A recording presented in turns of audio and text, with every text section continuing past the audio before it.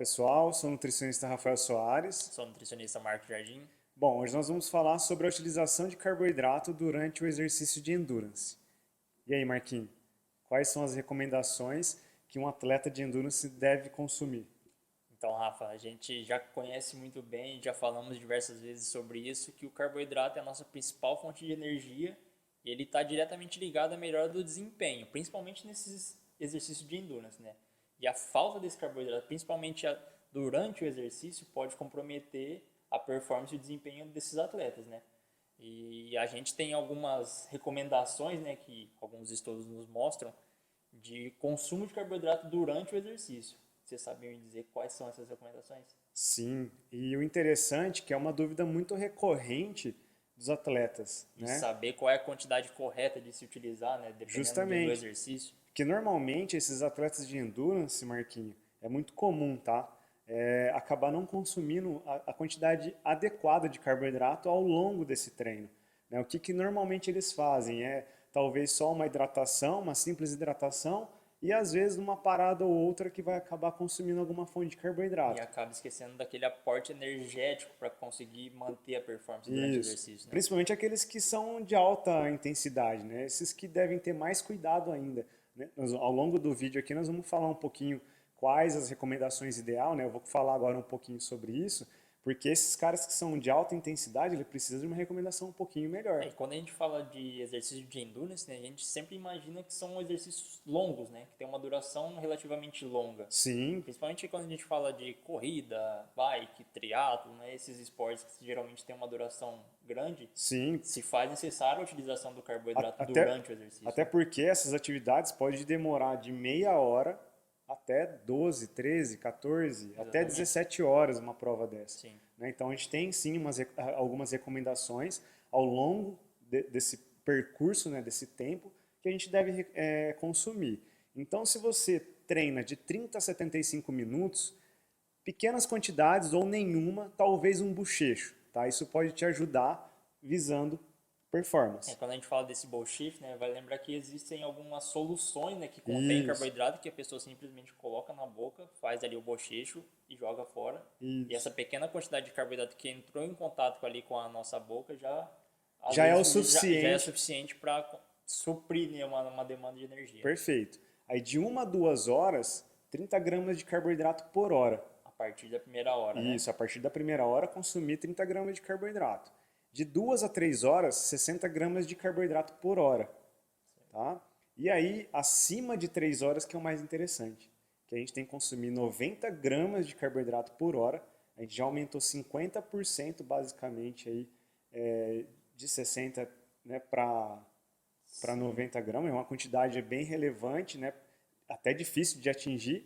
E sim. tem um detalhe ainda nisso. A gente precisa ter uma combinação de carboidrato, né, uma combinação de frutose mais glicose. Por Essa, exemplo, né, para ter uma melhor absorção ali, um melhor aproveitamento desse suprimento de carboidrato, né? justamente, normalmente essas bebidas isotônicas, ela tem essa composição. É muito comum elas ter a composição de glicose mais frutose. Hoje em dia, né, sabendo disso, as empresas, né, que fornecem esses suplementos, né, que são muito utilizados nesses exercícios, eles já fazem essa combinação, né? Então, geralmente aí os mais conhecidos, né, suplementos do mercado, eles já vêm com essa composição, né, combinando diferentes fontes de carboidrato. Perfeito, é isso aí mesmo, Marquinhos.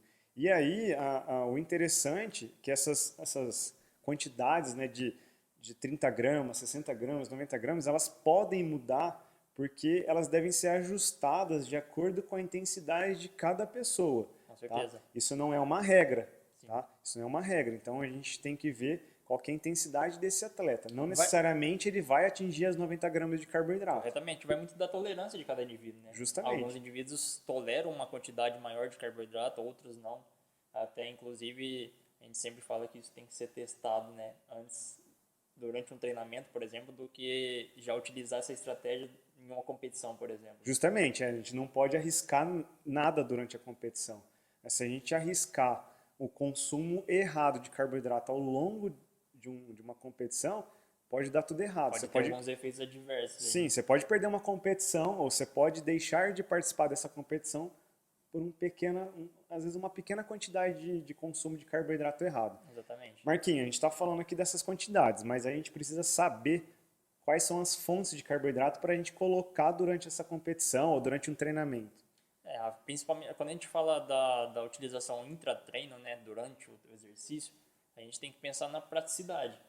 E hoje em dia no mercado existem diversas opções, né, que são os suplementos. Os mais utilizados, né, são os géis, Sim. géis concentrados, né, de Que carboidratos. tem um custo relativamente também bom. Exatamente, é fácil de você carregar, é fácil de você fazer o uso ali durante o percurso, né? Até a digestão também ela é um pouquinho mais facilitada. Existem as bebidas energéticas, né, que tem na sua composição também essa quantidade de carboidrato.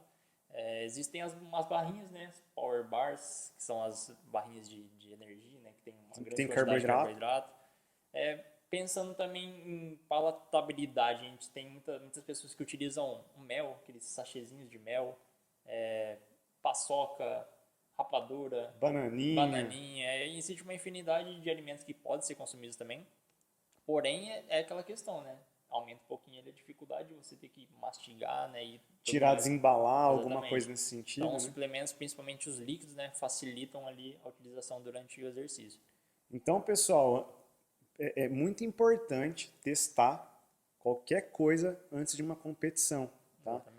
Então não chegue lá, se você nunca testou um gel, nunca testou um doce de leite, nunca testou uma bananinha, não deixa para testar durante a competição, tá?